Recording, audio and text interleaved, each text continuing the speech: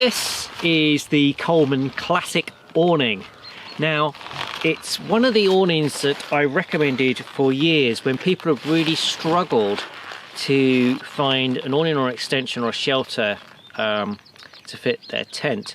This one will go over pretty much any tent you have and create an additional shelter. Now, it's not a fully enclosed shelter. You probably want to use a few windbreaks to enclose it in, but it's enough to create an area where you can keep things dry, like keep your boots and things, muddy boots outside the tent, put places to sit, maybe get a stove and do a bit of cooking, regardless of what is going on with the weather. Now, we've shown and done videos before on how to create a camping type shelter, which are more versatile because you can put those away from your tent. But this one is a much simpler thing to put up if you just want to put an extension across your tent. It's basically one huge tarp that goes over your tent with a frame on the front, creating a big tunnel on the side of your tent or front of your tent, or whichever shaped tent you have. So we're just going to put it up now and show you what it looks like.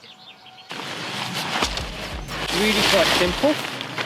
This black strip goes at the front, so you want to lay it out, go to the front, because through this here is actually a sleeve where you put a tent pole. Now, with this, you've got some lines that you need to get over the top of your tent, and this is the fun bit. Sometimes takes a few attempts. Usually helps if you've got someone else to catch the lines at the other side.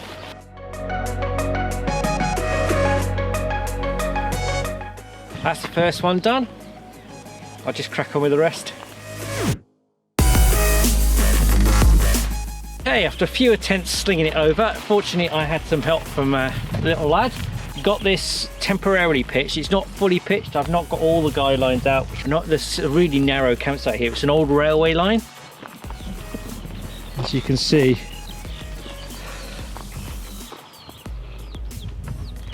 So we just temporarily put this up here just to give you some idea what it's like. As you can see, it creates quite a shelter on the front of your tent. Just down on the side here, you see it curves round with the big arch, but on the sides here it comes down a little bit further, a bit of protection.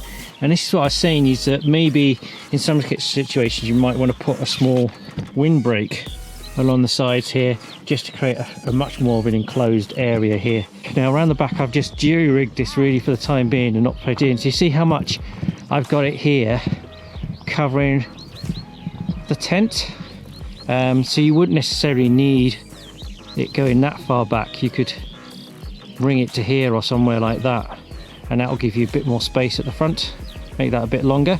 Also, I've not got those guy lines on the left and these fully tight, so you can have this so it's a lot tighter and it wouldn't be sagging like that.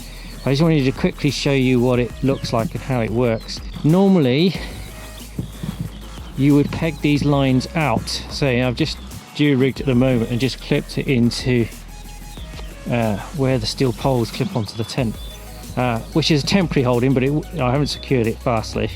But normally you peg those lines out, so towards the back of your tent, somewhere down here.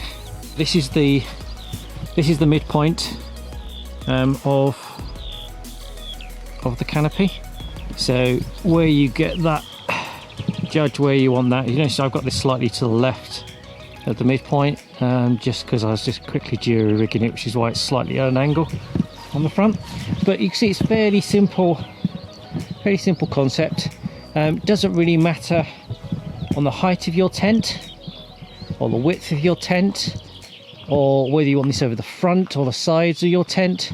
It's a fairly simple thing that you can rig over. You get all these lines fully out, you can make this a lot tighter. So I've not done that at the moment. Now, down at the bottom here you've just got a fiberglass pole that goes in here, and you've got these straps here so you can adjust the tension on this, and strap along the bottom too, so you can adjust the width. There's some metal spikes here that go into the bottom of the tent pole here, just hold that in place. It's a really simple thing to do. Ideally you want to have 2 people perhaps helping with this. 2 people certainly helps. If you throw a line over the back of the tent, someone to grab it on the other side, because if you don't, by the time you go down there, the wind can blow it back this way, which is what's happened to me plenty of times. And also putting in the pole here, again, it helps if you have 2 people to do that, but you can pitch this on your own single-handedly. Just takes a little bit longer. So that's the Coleman Classic Awning. Very simple concept.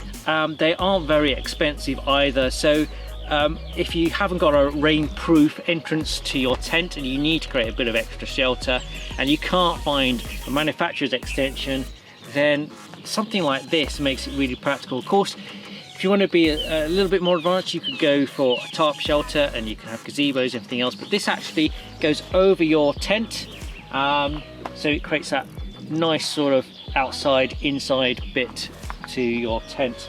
Great place to put a few chairs, maybe a stove if we're doing a bit of camping, although obviously you don't want to go any close to the sides here. Certainly a very simple way to protect your family if it rains. Of course, it never really rains when camping, does it? So, but if it does, this certainly gets the thumbs up.